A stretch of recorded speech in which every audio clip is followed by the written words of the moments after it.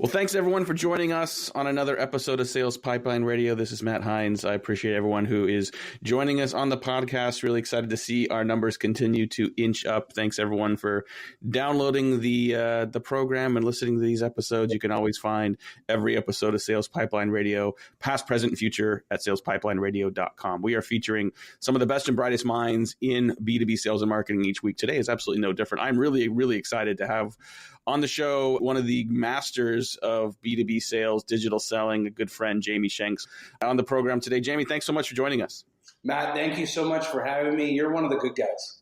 Really appreciated getting to know you over the years. And I think, we've got such interesting sort of parallel sort of lives and careers. I feel like, we met at an inside sales conference years ago when we were both trying to get our businesses rolling. We've both sort of, the trials and travails of growing a business, as well as sort of managing and balancing family with that as well. I mean, from afar, it's also been really, really exciting to watch the growth of Sales for Life, how you have emerged as sort of the leading voice in the digital sales world. So congratulations on that. Talk a little bit about what that growth has been like, as you've been growing a business while also really sort of leading a movement on the digital sales front.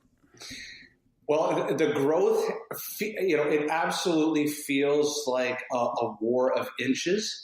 But it's one of those things that every once in a while I do need to reflect. Maybe I do it, at the end of every year as part of my New Year's resolutions. I look back and I think of one of the coolest sayings I ever heard. And it was actually from Robert Herjavec on Shark Tank. And he said, you will overestimate what you can do in 1 year, but you will completely underestimate what you can do in 10 years. And so I've now been on this journey for Sales for Life journey. This is like our 7th year. And I say it's a war of inches because it's kind of like what we teach sales leaders to teach their sellers, and that the only thing you can really control is your own activities. And it's just about every day getting up and trying to serve my customers, teach them things they don't already know. And in a digital community, I'm making videos, writing blogs, writing books, sharing insights, doing business development like everybody else. And there are days I wake up and think, man, I feel like I'm taking 2 steps backwards, but over a period of time, it's clear I'm making headway. Yeah, absolutely. And I think, it's your comment about this being a war of inches, I think is right. I think a lot of people that have not built a business, that have not really tried to sort of build a movement, don't realize just how much work it takes. That, the path to success, there is no elevator. The elevator is perennially broken. You have to take the stairs, and there's no shortcuts to getting that done. You were very much sort of in, the right place at the right time when you were growing the social selling business. I mean, I think as you started to grow your business, social selling really became a prominent factor in the market. And I think still today, we see a lot of companies really continue to invest in leveraging social channels. Talk a little bit about where that has come from. I think there was a lot of frothiness about social selling to begin with, a lot of hashtag social this, social that. I feel like we have settled into a more mature phase where social selling is now a solid part of selling. How do you see that evolution and maturation? Where is social selling today as we sit here at the beginning of 2019?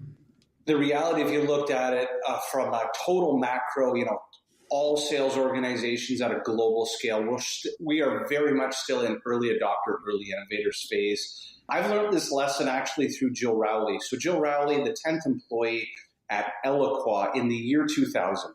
She's a partner in our firm and a mentor.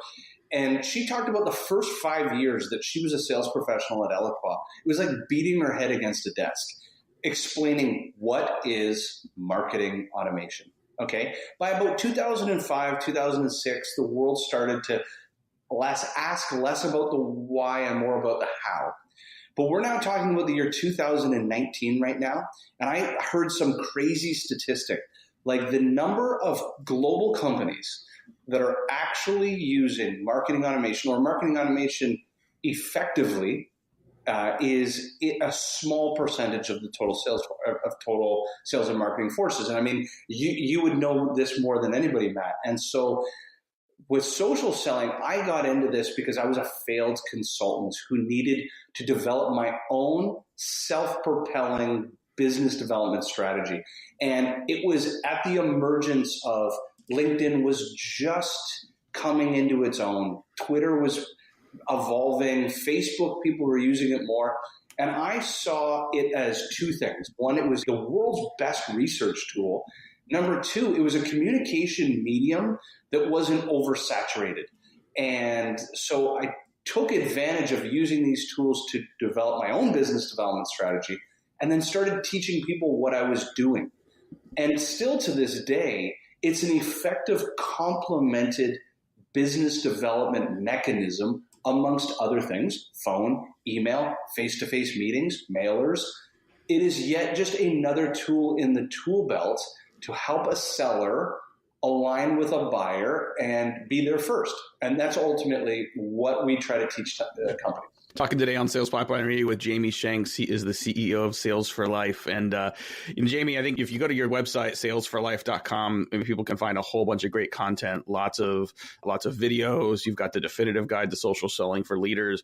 I've noticed in a lot of your marketing and a lot of your messaging that you've made the shift from social selling to digital selling. Help me understand, what's the difference and why is it important to think about this broader than just social channels today?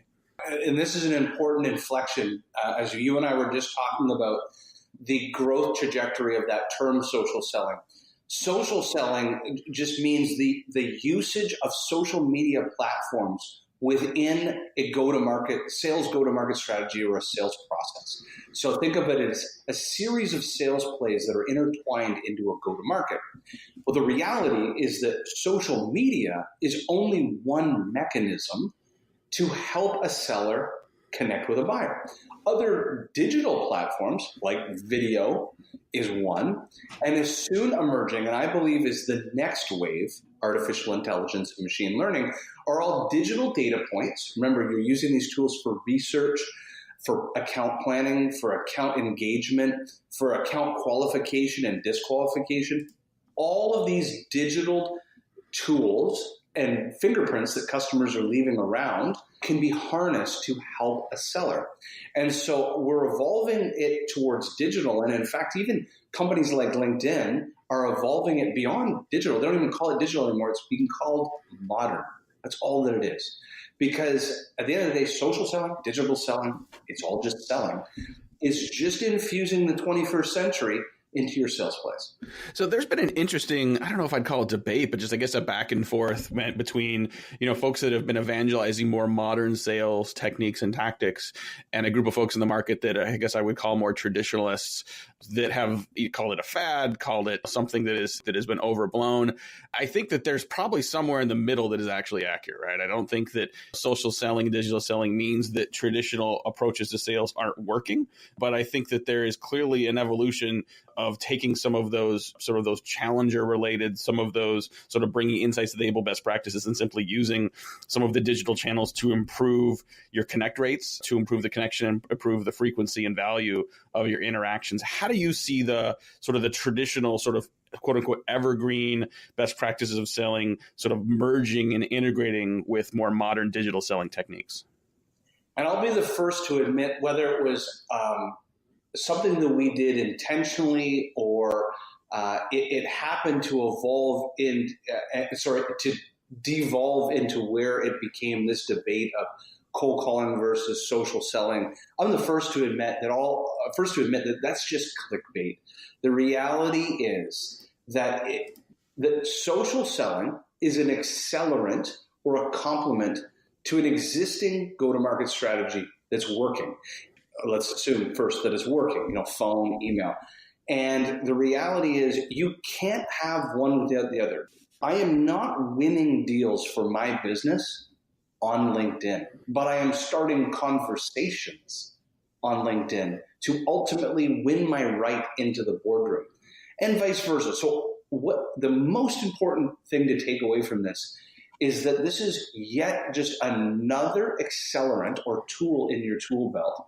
I'm a firm believer you cannot run an effective business development strategy without using all and available resources at your disposal to be able to help the customer. And if traditional meant licking envelopes and mailing things to people, or making calls, or sending emails, and or direct message people on Twitter, these are all available tools that can only help as long, the big if, and what we do with companies is is really refine that time management of what you're doing.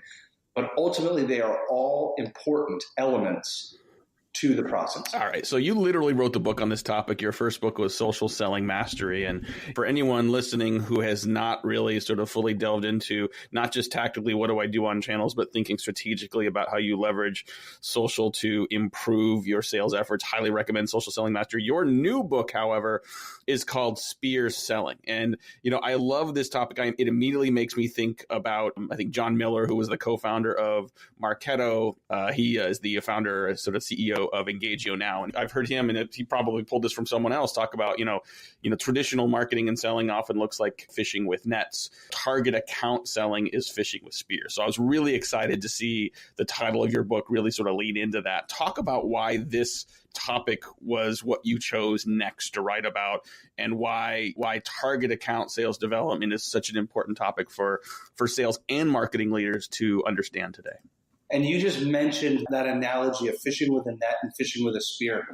And if you went back a few years ago, as inbound marketing became more pervasive in organizations, as marketing and is becoming more accountable to sales quota attainment, what Social Selling Mastery was about was being a magnet and creating a system for yourself as an individual seller, or if in a business unit, to be able to create a structure where you are, like Forrester's statistics, 74% of deals are awarded to sales professionals that are the very first to provide value and insight. So it was about this concept of stealing from Challenger sale. It's teach, tailor, take control. Get there early and shape the deal. The challenge with Social Selling Mastery is it didn't focus enough on the realities of today's global sales forces, in which the seller only has a very small portion of their sales quota attainment being delivered from two external sources, inbound from marketing or from their channel. The vast majority of sellers, I would say anywhere between 60 to 80% of their revenue mix or sales bookings mix is to be self-generated. And as we as a business evolved and started training global organizations, we saw this time and time again that the challenge was the seller sits in Texas or is a vertical like the airline industry. And they had absolutely no idea how to start their own business development structure. They didn't understand how to select accounts, and we can get into this in detail, but this is the single most important piece to the long tail success of sales quota attainment. The accounts you select dramatically change the volume, velocity, and probability of deals. Then, what is my account plan? Then, what is my storyboards and sales plays to activate this account? Then, once I activate this account, am I being objective about running with this account or being objective about replacing this account in a natural cadence? So long and the short was, there wasn't a structure for the individual seller who had 30, 50, or 100 accounts. What do I do next? Because I have to control my own destiny and fish outbound, not just be a magnet for things that could come inbound in my territory. Now, I know we just got a couple more minutes here with Jamie Shanks. He's the CEO of Sales for Life, author of the new book, Spear Selling. Highly encourage you to check this book out. You can find it on Amazon. You can learn more about it at salesforlife.com. And you can also download a free chapter of the new book, Spear Selling, at salesforlife.com. And I think that chapter, maybe last question for you before we know we got to let you go, is around this social proximity mindset. And I think for you, Spear is not just sort of an analogy, but it's also an acronym, and S stands for selecting the right accounts. Talk about how the social proximity mindset can help you find the right accounts that are most likely to engage and buy. Okay, I want you to picture the average account executive.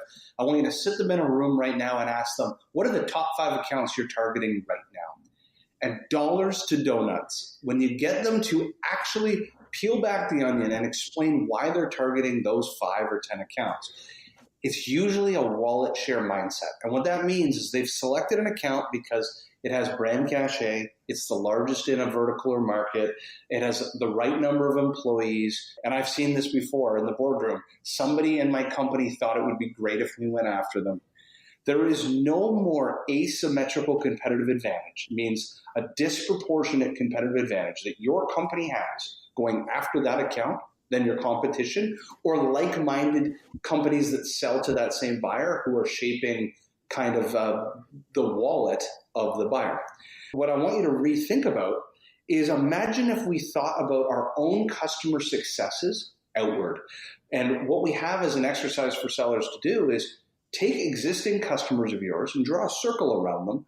And as a spider web, start thinking about the relationships in companies who actually care and would be highly influenced by the success you've already had in a territory or vertical. As an example, when people leave your existing customers, your advocates, and they move on to new companies you're not doing business with, it's 6 times cheaper and easier to sell to someone you've already sold to in the past than it is to find a net new business that doesn't know you. What about the existing customers you have today? Can they broker referrals for you? There's competitors to your customers. There's vendors. There's partners.